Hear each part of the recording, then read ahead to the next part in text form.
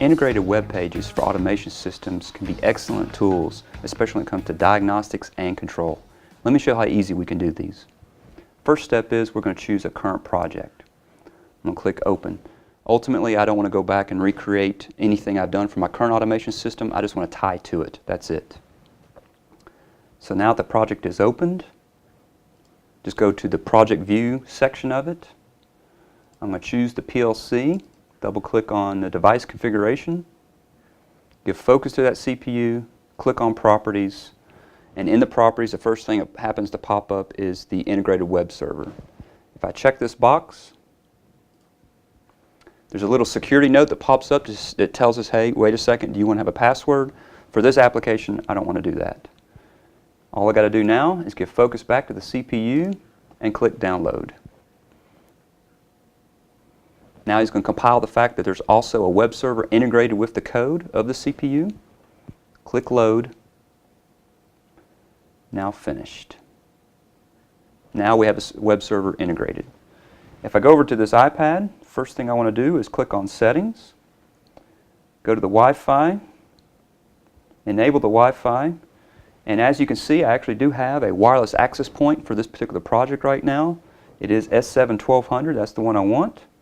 I'm choosing that, and next thing I want to do is go to the browser.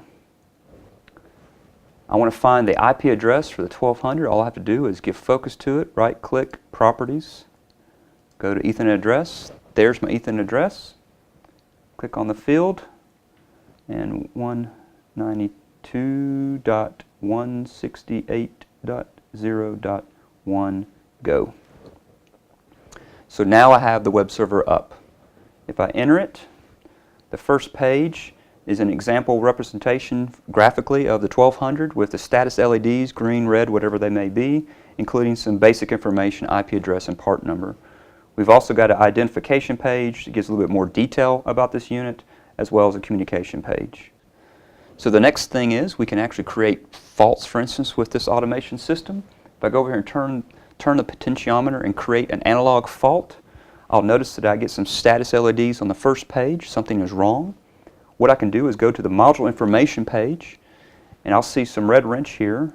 If I click on that, now it actually tells me that the analog module has something wrong with it. And then I can go to the diagnostic buffer, just like I would in the engineering system, and ultimately I can see I have a high limit exceeded on channel 0. Once I realize what the physical problem is, I can go back to the system, solve the problem, and then even in the web server I'll see and recognize the fault has been solved. Next thing that we can do is we can go to the variable status page, and as long as I know the tag within the control system, I can monitor any variable I want. So let me clear this one. And let's type in one of the variables that I know for this particular program. Click Go. I can actually see the status of this particular bit. In this instance, this is motor 1. This is a cylinder circuit we have in this program. If I go over here and turn it on, I can actually see the status has changed. So you can monitor any analog, digital, bit, byte, word, whatever you want to in this particular web server. So we're able to see all the diagnostics that a 1200 system can provide right out of the box, even in our web server. Next step is control code. Wouldn't it be great if we could tie control code directly to the current automation system and command it from this iPad? Let's do that. First thing I want to do is go to the main OB.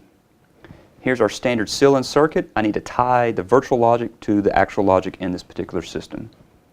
What I want to do is add some ORs. So there's a normally open contact, and here is a normally closed contact. And what I want to do is tie it to our tags from our global library. what we're able to do is create HTML code for a web page. You can put that in the global library and reuse it over and over and over again for all of your smart devices, including the tags associated for code for those. So let me go to the library. Here's our user-defined tags. Let me pull them back into the project. Now I physically have my tags and this code, and all I have to do is tie them together. There's the stop. There's the start. So now our virtual logic and our actual logic are now tied together.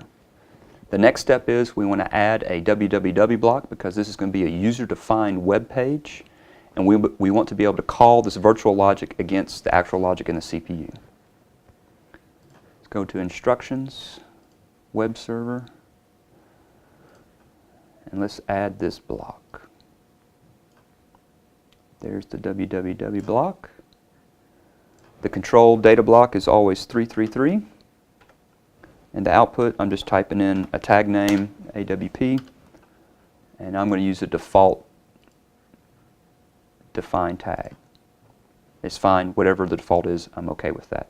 So now all of our logic for the control code is now complete. Next step is the HTML actual web page itself.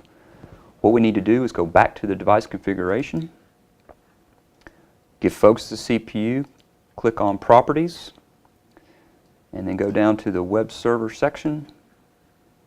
And we have two fields here. The first field is the HTML directory field. So let me go find the actual point where we have this in our system. It is that one. Click OK. And then I actually need to point to the page as well. So the page is called index. Click on Open. So now all I need to do is click this Generate Blocks button. So we'll actually generate the actual HTML code for the web server in the system itself, and we'll put it into the actual project. Now that they're there, all I have to do is give focus to CPU, download that. Now it's going to compile the user generated web page along with the code. Click Load. And then last but not least, we can click Finished, and we should have a fully functional system. So now the code has all been downloaded to the CPU. All we have to do is go over to the iPad. Let's refresh the standard web page. I can choose User Web Page at the bottom and launch it. Now I have my user-defined web page for control functionality. I have a logon screen as well, which we didn't create a login, so we don't need to use it. And we got a control screen as well. I can click on Start.